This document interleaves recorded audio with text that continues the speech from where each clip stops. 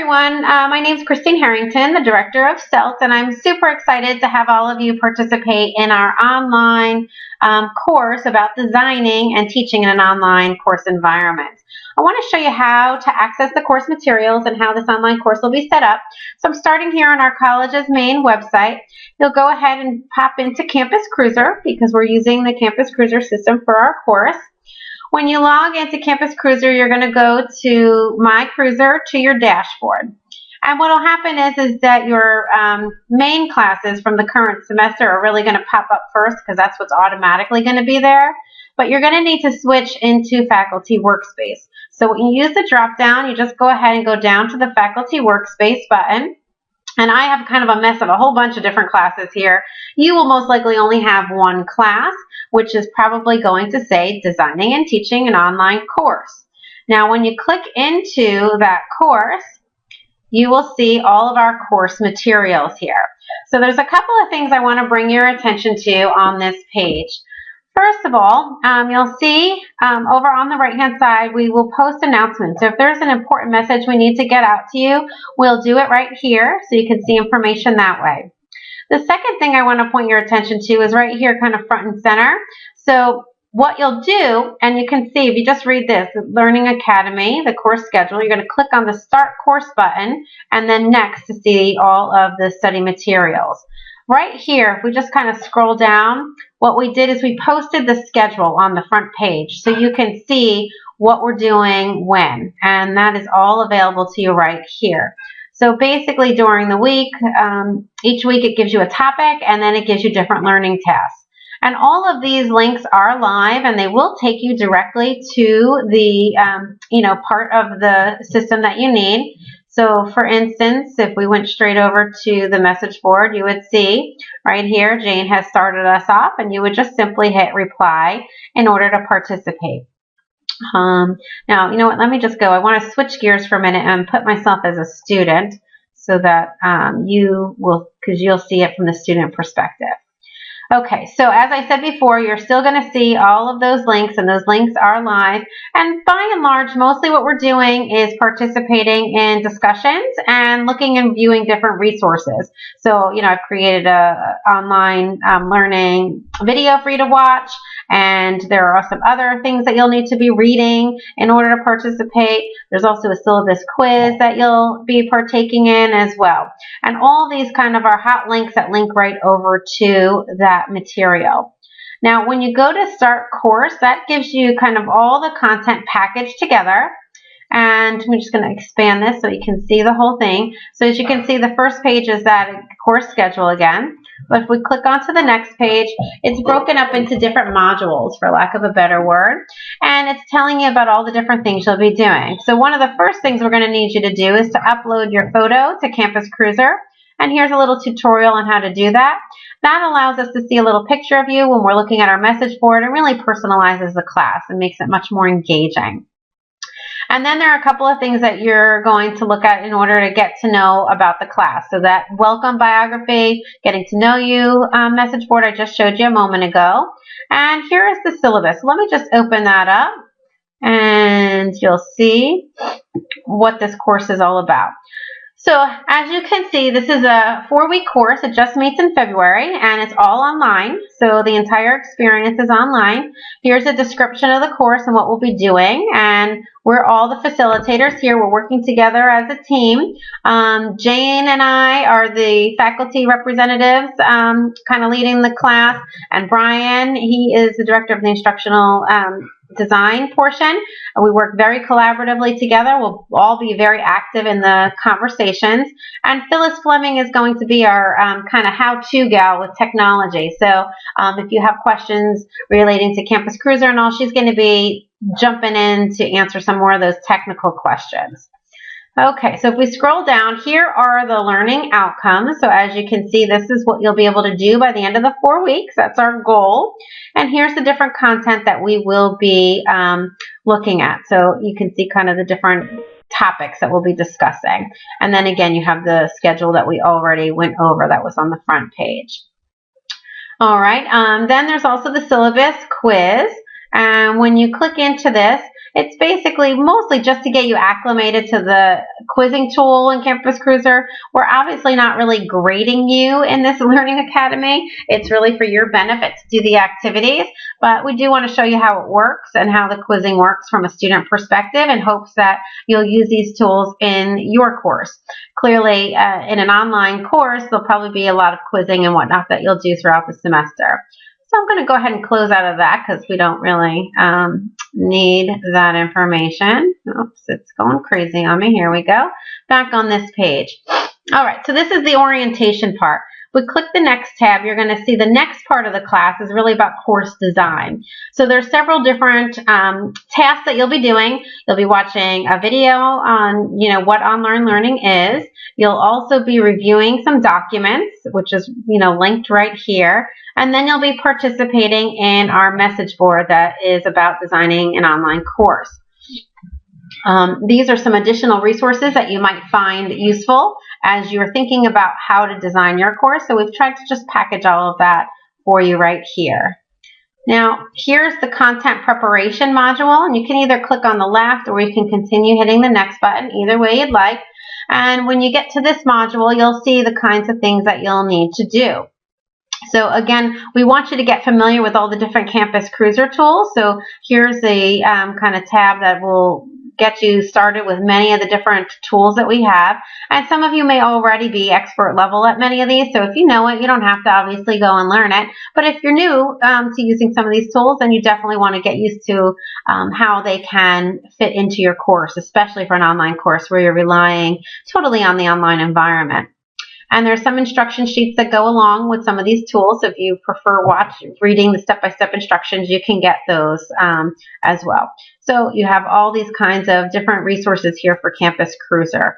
We also have a video on improving performance via online quizzing and what the power of that is. So I review some of the research in the area, and then of course you can shift gears into the actual technology.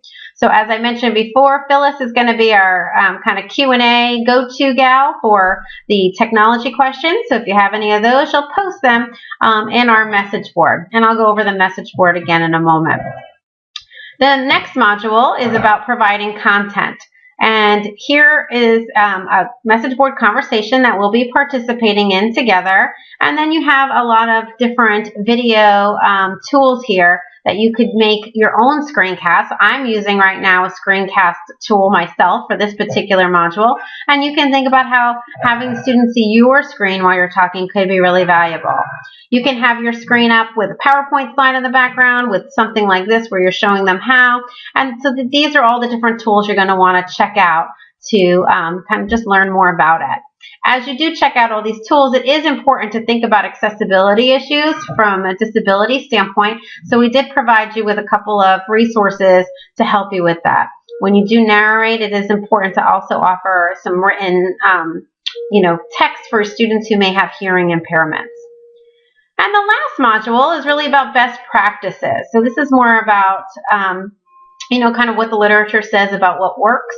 And you'll see we're going to have some, general teaching practices and best practices, which is going to be universal regardless of whether it's online or in person. And then we'll talk a little bit more specifically about the online, in particular looking at how we can really facilitate critical thinking via online discussions. So you'll be participating in a couple different discussion boards here that I think will be pretty engaging for us as members of the class. So I'm really looking forward to that. Now let me go over here a minute. I want to bring you back to the main page. So basically the two key places you want to go to is the Start course, where you can kind of follow all those modules, the links within the different modules, and you have the schedule here to know what you should be doing when. And then the big part of the class is really going to be in the message board piece. So there's two different ways you can get to the message board. One, we've packaged it over here for you in a kind of chronological order, the way in which we'll be using them.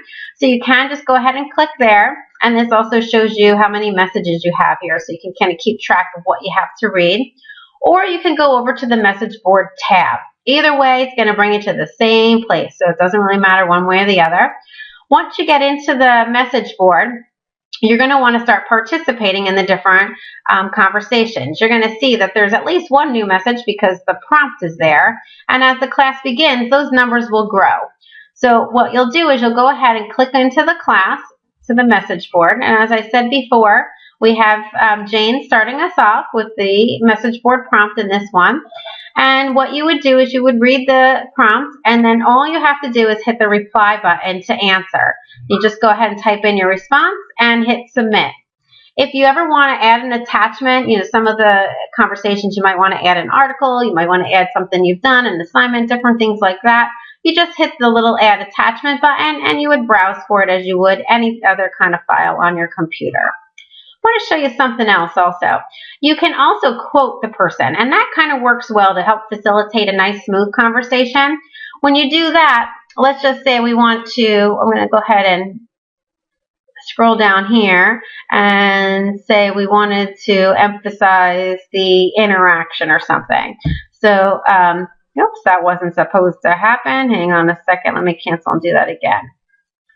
Sometimes it depends on which browser you're in. It gets a little funky. All right. So let's just say we wanted to draw attention to that. You could just get rid of the part you're not interested in, and then you would type your response here. And then that kind of helps the flow of the conversation quite a bit. And then you would hit submit. I'm not going to because it's obviously a fake response. I'm not really going to draw attention to that. But what will happen is they will indent each time you answer. It'll indent according to what level you were responding.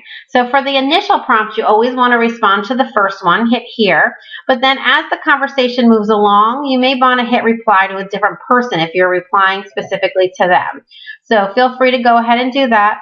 We are asking faculty to participate kind of like we do with students. So we're going to use Monday evenings as the deadline for participating by giving your initial response.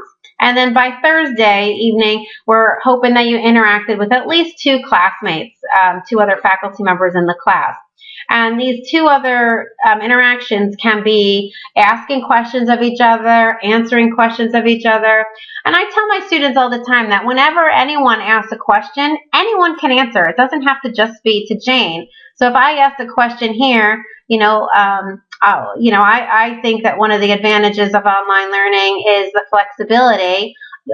What do others think about this, or has anyone found any evidence for this in any of the articles that they've read?